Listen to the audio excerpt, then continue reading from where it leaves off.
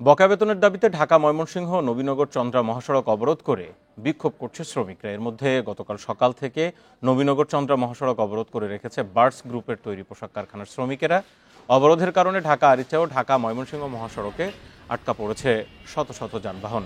শ্রমিকরা জানান, কারখানা লে অফ ঘোষণার পর গতকাল বকেয়া বেতন সহ পাওনা পরিশোধ করার কথা থাকলেও কারখানা কর্তৃপক্ষ তা পরিশোধ না করে আরও 3 মাস সময় চেয়েছে।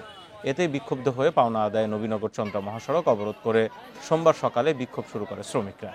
এদিকে সকাল থেকে গাজীপুর চৌরাস্তায় বকেয়া বেতনের দাবিতে একটি কারখানার শ্রমিকরা ঢাকা ময়মনসিংহ মহাসড়কও অবরোধ করে বিক্ষোভ করছে।